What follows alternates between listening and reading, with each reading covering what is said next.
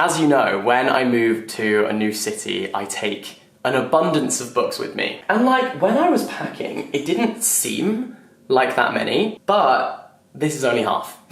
There's also all of these as well. I don't know what happened. I swear I had like 15 books. And in my head, I threw in like 1 or 2 extras here and there, but I actually threw in quite a few more. So I just moved to New York City. I got here 2 days ago, and I'm finally unpacking my bag. And so I wanted to talk to you about all of the books that I brought here with me. But first, I wanted to let you know that today's video is very kindly brought to you by Squarespace. Now, Squarespace is the place to go if you want to build a website or an online store, and you're looking for the best analytics and marketing tools. On Squarespace, everything is all in one place and very easy to create. My whole online career has been built off the back of creating my own website. That's how I got started. That's what has eventually led to this point. And being able to customize a website and make it look exactly how you want it to look is so crucial for creating something that you're really proud of and passionate about, because it provides a space for you to be creative in the most authentic way to yourself. And the Squarespace website builder allows you to do that, but they also have loads and loads of amazing templates, which you can use as your starting point, because it's so intimidating thinking like, where do I even begin? Templates give you that place to begin, and that is golden. When I built my website, I started with a template and then I kind of customized it from there, and I'd highly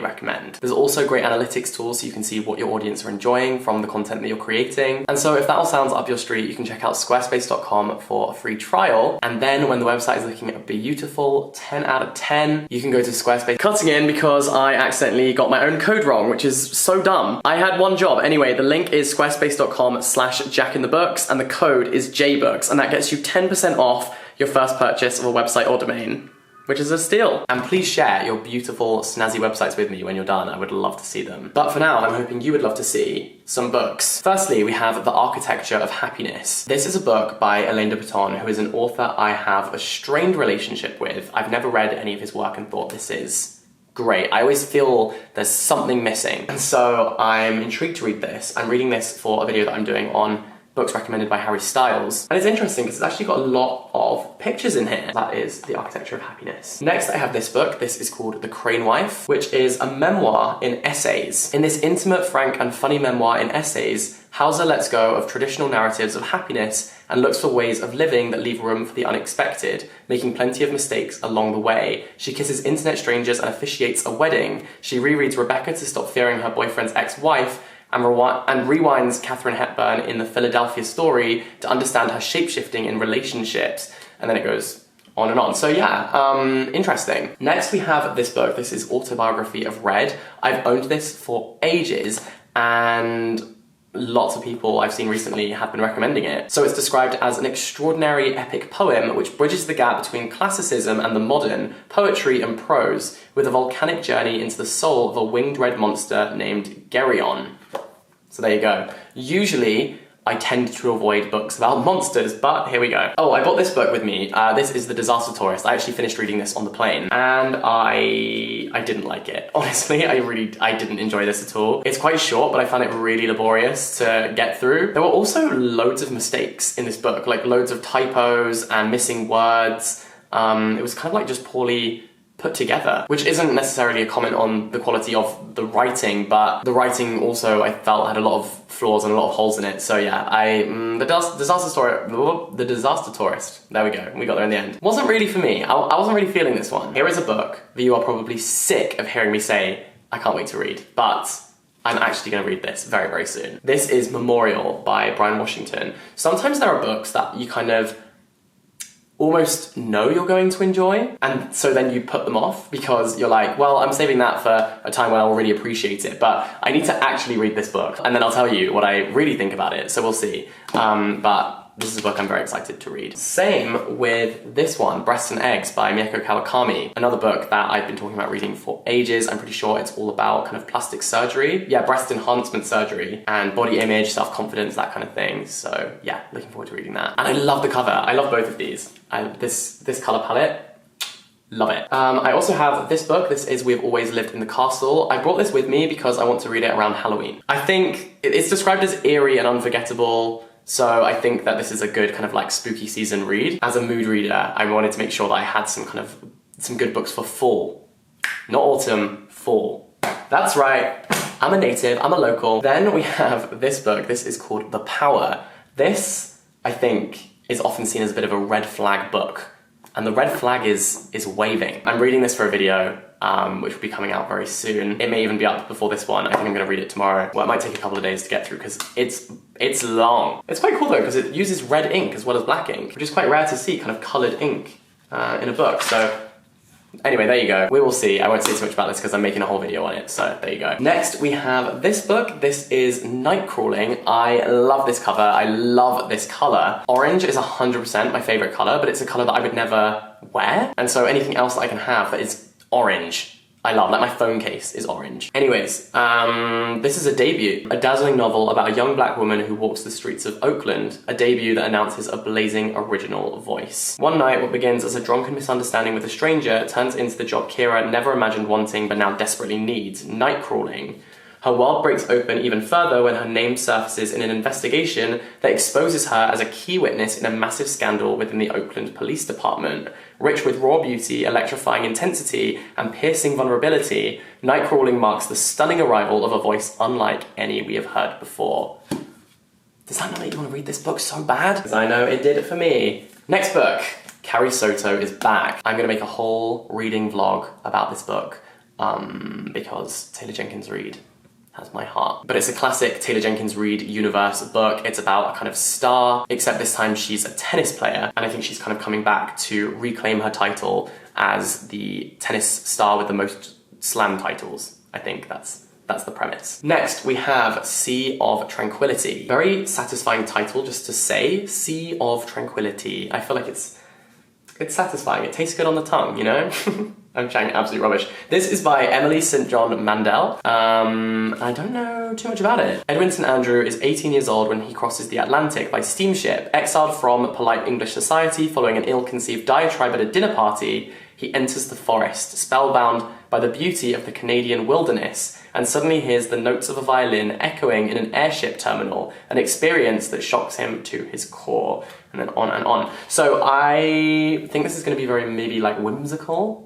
It sounds it from that description. It's described as a striking book that's every bit as powerful and timely as its predecessor. The Glass Hotel is a masterpiece. Also, this author also wrote The Glass Hotel and Station 11, which you may have heard of, so that is Sea of Tranquility. Next, we have The Sympathizer. This won the Pulitzer Prize for fiction in 2016, and it's 2022, babes, and I haven't read it yet. So I need to read it. I have brought this with me for a specific video that I'm going to be doing very soon. I'm doing this whole series in November, which I'm really looking forward to. I think it's going to be good fun. This is another book that I'll be reading in said series. I don't want to spoil it just yet, but it's going to be like a series of 3 videos throughout November. This is called One of the Boys. It's about a father and his kind of custody battle to get his kids. He wins that custody battle, and then we kind of see afterwards I think he's a very troubled person, and his kids kind of watch the father that they love turn into someone they don't really recognize.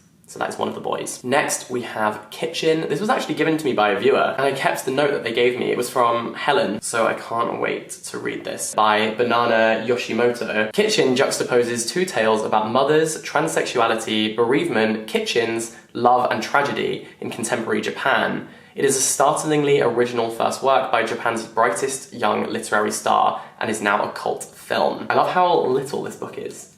It's like perfect for just solid. I reckon I can fit this in my coat pocket, you know? And let me just tell you, when I arrived in New York City, it was cold, it was chilly. It is coat season here. It's puffer jacket season already. I think the day before I arrived, it was like 30 degrees. That was the day before, and then the day that I actually got here, temperatures had like plummeted to maybe like 15 or maybe even less, but there's this real wind that makes it so cold. And because New York City is like a big grid, when you're walking down the avenues, the wind just like gets you. So there's gonna be plenty of opportunity for me to put that in my coat pocket and bring it along with me for the moments I get to sit and have a read of it. Next, we have Jenny Offel's Department of Speculation. Still deciding whether I like this cover or not. I think that I appreciate the design choices, but find it a little jarring. Do you know what I mean? It's not my aesthetic. Oh, next we have another book that is one of those that I've been saving because I'm so certain I'm gonna love it. This is Cersei by Madeleine Miller, author of Song of Achilles. Obviously, I love that book. I have spoken about it so many times, but this is Cersei. It's described as truly spellbinding, blisteringly modern. I just know I'm gonna love it, but I always try not to let preconceptions sort of manipulate my experience of actually reading the book. So we will see what I actually think about this, and of course I will let you know. And then also, as well as that, I brought this book. This is The Silence of the Girls, which is another Greek mythological retelling. Interestingly, I've just noticed these both have a Women's Prize for Fiction sticker on them. Well, this one's a sticker. On Cersei it's a sticker, on this one it's just printed onto the book. But interestingly, they were both nominated, were shortlisted for the Women's Prize in 2019, same year. I'm trying to think who won that year. Was it Hamnet? Oh, I just googled it. It was The American Marriage that won that year. But anyway, these two were both shortlisted. I really want to read both of them, and so I'm going to. Next we have this book. This is Acts of Service, an erotic, cerebral, subversive and tormenting tale, a reckoning formed in the cracks between certainties, like the cooling magma that rises between tectonic plates. Imagine someone describing your book like that. Holy shit. Radical, daring, and bracing. I cannot wait to read this book. It sounds so freaking good. Then we have Man's Search for Meaning, which I think is kind of an essential read that I absolutely have to get to. And my Harry Styles video, it has led me to it. So I'm very grateful for that, and I will be reading it. Next, Giovanni's Room. I cannot believe I haven't read this yet, but I lost my copy. I wanted to take it with me when I moved to Paris, but I couldn't find this copy anywhere. And so every time I came back from Paris, I would like rummage around trying to find it, because I was like, there's no point in buying another copy of a book that I know I already own. I knew I had this, and I had video evidence of the fact that I owned it too. And then, just before coming to New York, I found it. I freaking found it. It was in a box from when I was at university, but not with my books. I'd obviously been intending to read it at the end of my degree, and then as I was packing up my room, I just like shoved it in a box. Then I wanted to read it in Paris. Now I'm in a new place, and I'm actually going to read this book, because I just finished reading a book called Swimming in the Dark, which is one of my new favourites of the year. And there's a lot of references to this book, Giovanni's Room, so I absolutely need to read this, and I absolutely will. When David meets the sensual Giovanni in a Bohemian bar, he is swept into a passionate love affair, but his girlfriend's return to Paris destroys everything. Unable to admit to the truth, David pretends the liaison never happened, while Giovanni's life descends into tragedy. Next we have Carmilla. This is another book that I brought with me for spooky season. I think I'm going to do a little vlog on this channel of just reading some kind of books that are perfect for Halloween, and Carmilla, of course, will be one of them. This is the cult classic that inspired Dracula. And I love Dracula, so there we go. This is a book that I am predicting is going to be a 5 out of 5 stars from me, or at least above a 4. I've seen good reviews of this from people who I trust and people I think have similar tastes to me. It's about two people, I'm pretty sure they meet in a hospital, in the hospital gaming room, and then they go on to design a game together. And I think it's really fascinating. I brought it with me because one of my friends in New York I thought would really enjoy this book, so I brought it with me so that I can read it and then pass it on to them. So yeah, tomorrow and tomorrow and tomorrow. Another big book is this one, Crossroads. This was a book I was sent at the same time I was sent the love songs of W.E.B. Du Bois. And so I was like, right, I'm gonna read one or the other of these, because I always have like big book fear. I was like, no, I have to read at least one of these. And so I read the love songs, and I really found it far too long and didn't love it. And so then this book kind of got put on the shelf and saved for a rainy day. Well, rainy days may be coming. Winter is coming. So I now have got this book with me.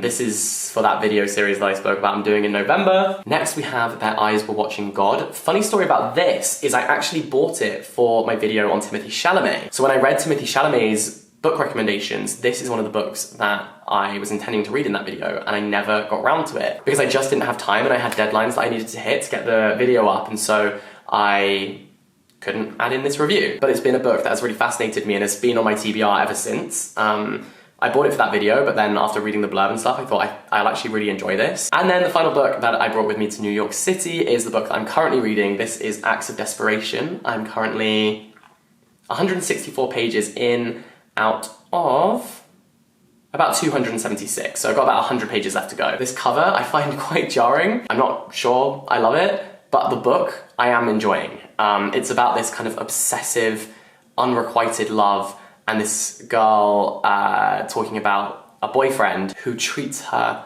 horribly. And I think as the reader, you identify all the red flags and you're like, oh my God, ditch him. But she is completely and utterly infatuated. And so it's an interesting read for sure. It's got some great quotes. And so those are all of the books that I brought with me to New York City. I don't know if you saw, I posted a YouTube short the other day and a TikTok about counting every book in my book collection back home. And I had 943 books.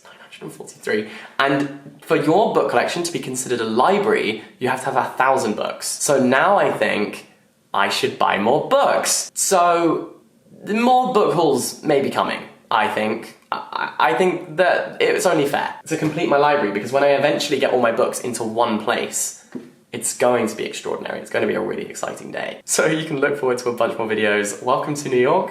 It's been waiting for you. I'm excited to make loads of content here. Thank you so much to Squarespace for sponsoring this video. Like I said, the link is down below. And that's the end of the video. All the best, stay in touch, have a wonderful day, and I'll catch you next time. Bye-bye!